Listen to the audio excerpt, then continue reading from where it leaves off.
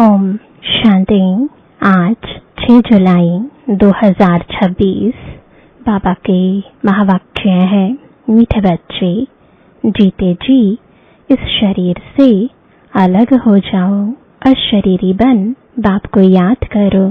इसको ही कहा जाता है डेड साइलेंस। प्रश्न है, तुम बच्चे अभी अपना फाउंडेशन मजबूत कर रहे हो। मजबूती किस आधार से आती है? उत्तर है पवित्रता के आधार से। जितना जितना आत्मा पवित्र अर्थात सच्चा सोना बनती जाती, उतनी मजबूती आती। बाबा अभी स्वराज्य का फाउंडेशन इतना मजबूत डालते हैं जो आधा कल्प उस फाउंडेशन को कोई हिला नहीं सकता। तुम्हारे राज्य को कोई छीन नहीं सकता। गीत है ओम नमो शिवाय।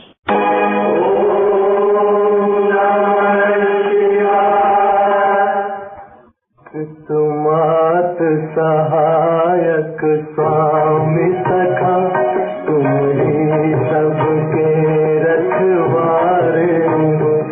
जिसका कोई आधार नहीं, उसके तुम एक सहारे हो।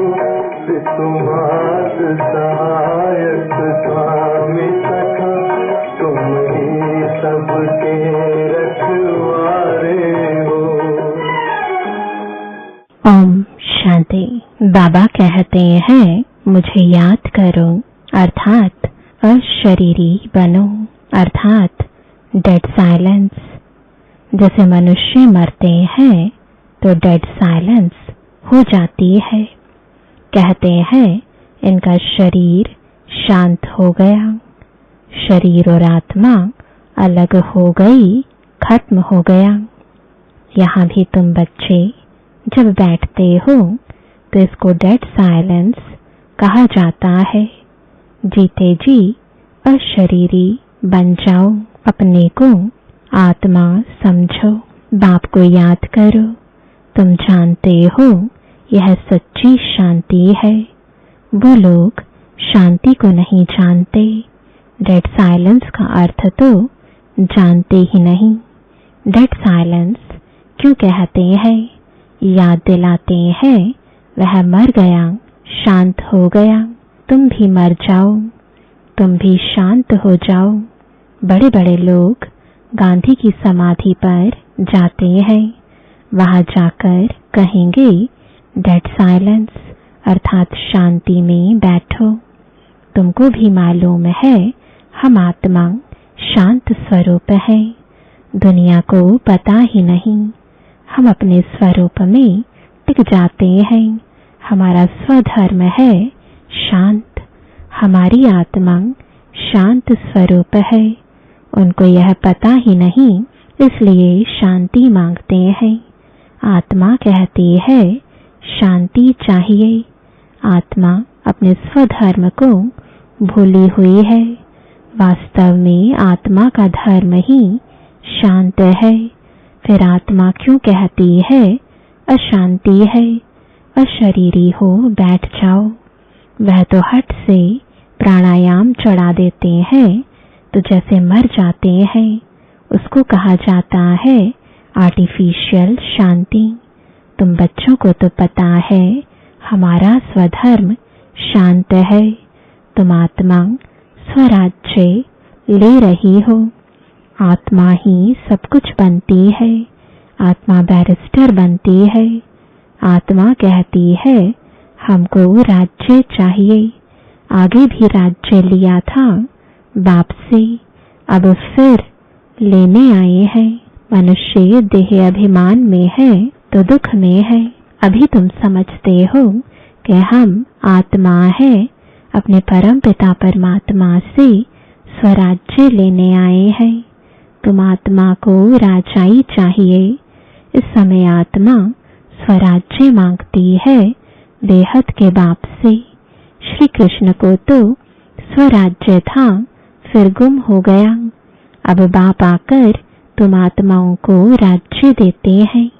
इसको राजयोग कहा जाता है। परमपिता परमात्मा राजयोग सिखलाते हैं।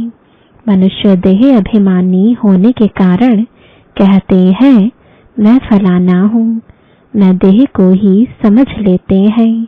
वास्तव में मैं आत्मा करती है।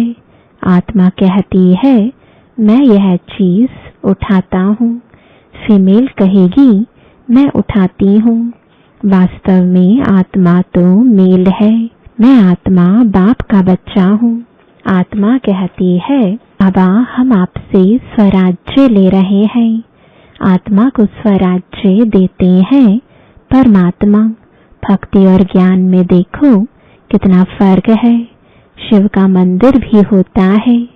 सबसे जास्ती घंटे भी शिव के मंदिर में बजते हैं। उनको जगाते हैं। जगाते तो सबको है। सवेरे सवेरे बैंड बाजे बजते हैं। यह बाप बच्चों को जगाकर देवता बनाते हैं। घंटे आदि बजाने की कोई बात नहीं। बाप कहते हैं तुमको स्वराज्य चाहिए तो पहले पवित्र बनो।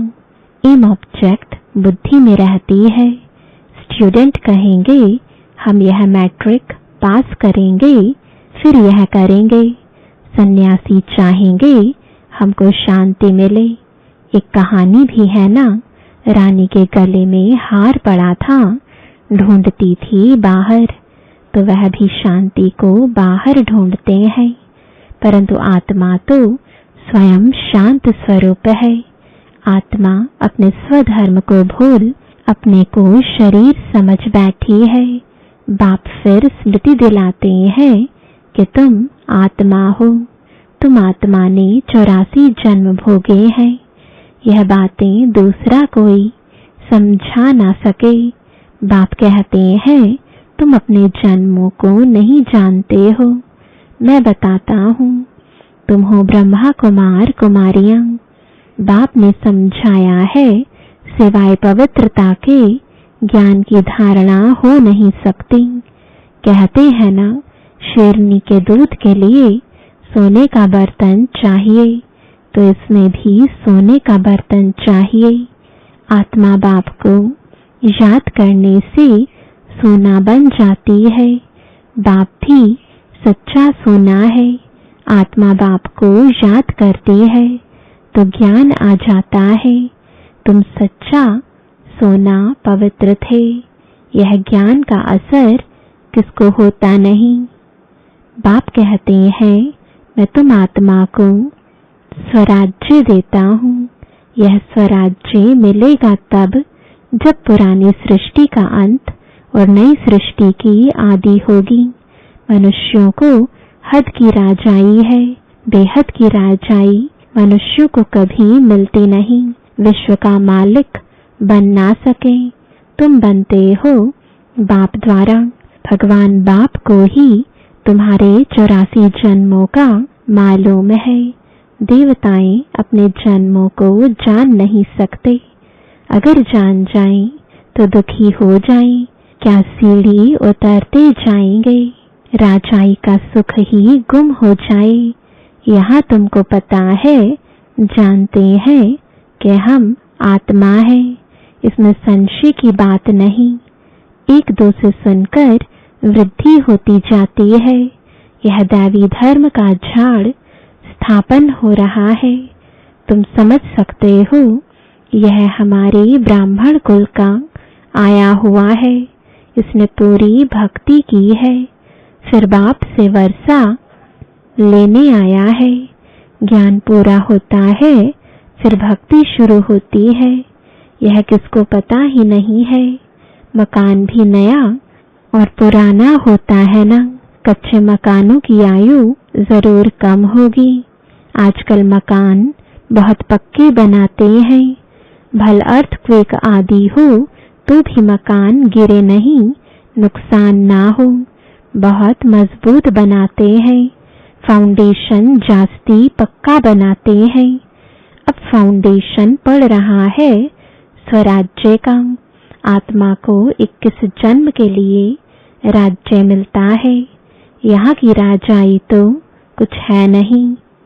आज राजाई है, कल किसी ने चढ़ाई की, खलास, फाउंडेशन कोई का है नहीं, मनुष्य का भी फाउंडेशन नहीं। आज है कल मर जाए, अभी तुम्हारा फाउंडेशन बाबा पक्का डाल देते हैं। जो 21 जन्म तुम राज्य भाग्य पाते हो, तुम्हारी राजाई का पक्का फाउंडेशन पड़ता है।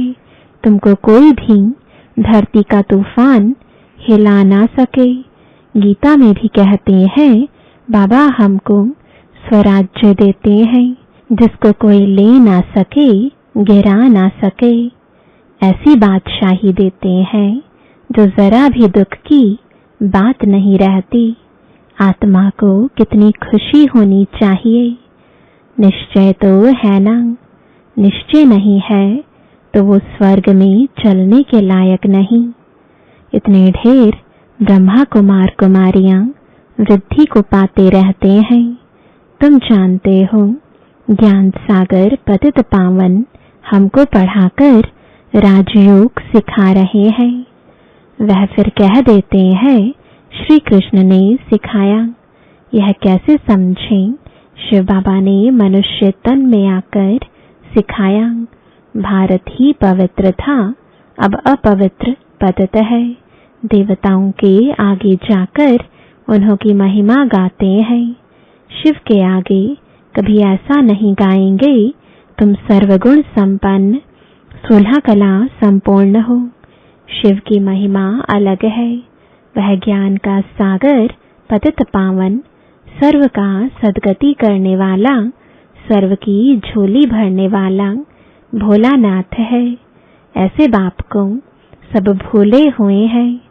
परम पिता परमात्मा को बुलाते हैं कि आकर दुख हरो, सुख दो। सुख करता दुख हरता तो एक ही है, उनकी ही श्रेष्ठ मत है। वह है श्री श्री भगवान की मत, जिससे तुम बच्चे भी श्रेष्ठ बनते हो। गवर्नमेंट भी कहती है कि भ्रष्टाचारी दुनिया है। अब श्रेष्ठ कौन बनाए पता ही नहीं पड़ता है। समझते हैं साधु लोग बनाएंगे, परंतु वह तो श्रेष्ठ बना नहीं सकते। यह तो बाप का ही काम है ना। पहले एक राजा के हुक्म पर चलते थे। सतयुग में तुमको वजीर आदि कोई भी नहीं है। बादशाह में भी ताकत रहती है। वजीर का नाम गाया ही नहीं जाता। तुम समझते हो हमने विश्व का मालिक बन राज्य चलाया था, ऐसे ही जाकर चलाना है जैसे चलाया था। बरोबर सतयुग में लक्ष्मी नारायण का राज्य था ना।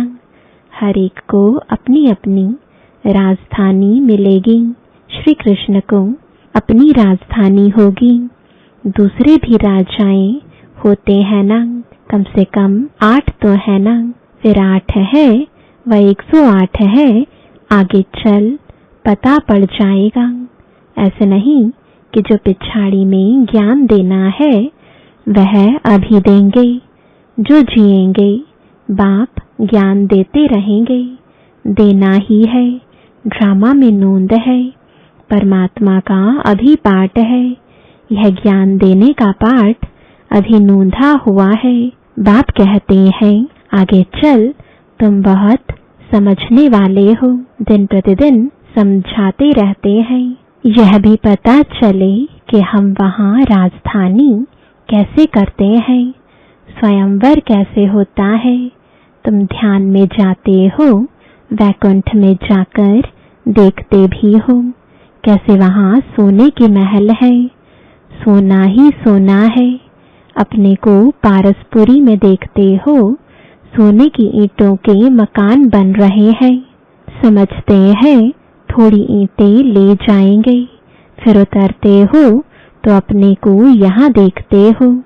मीरा भी ध्यान में अपने को रास करते श्री कृष्ण के साथ देखती थी। तुम सूक्ष्म वतन में जाते हो, वहाँ हड्डी मांस नहीं होता, फरिश्ते बन जाते हैं। ब्रह्मा का भी सूक्ष्म शरीर देखने में आता है। यही फरिश्ता बन जाते हैं। तुम बगीचा आदि देखते हो, यह बाप साक्षात्कार कराते हैं। तुम कहते हो बाबा हमको शुभ रस पिलाते हैं। अब सूक्ष्म वतन में तो पिला ना सके। फल व फूल बैकुंठ में बड़े फर्स्ट क्लास होते हैं। सूक्ष्म वतन में तो बगीचा नहीं होगा। तुम बताते हो कि बगीचे में गए, फिर वहां प्रिंस था। वह तो वैकुंठ हो गया ना। वैकुंठ के वैभव यहाँ मिल ना सके। वहां तो फर्स्ट क्लास वैभव होते हैं। बाप कहते हैं हम तुमको वैकुंठ का मालिक बनाते हैं। यहाँ तो दुख ही दुख है। कोई ऐसा मनुष्य नहीं जो ऐसा न कहे कि हे भगवान दुख से छुड़ाओ। दुख में ही याद करते हैं। श्री कृष्ण के पुजारी कहेंगे कृष्ण कहो, हनुमान के पुजारी हनुमान की जय बोलेंगे। यहाँ बाप कहते हैं निरंतर मुझ बाप को याद करो। ऐसा याद करो जो अंतकाल कोई की स्मृति न आए।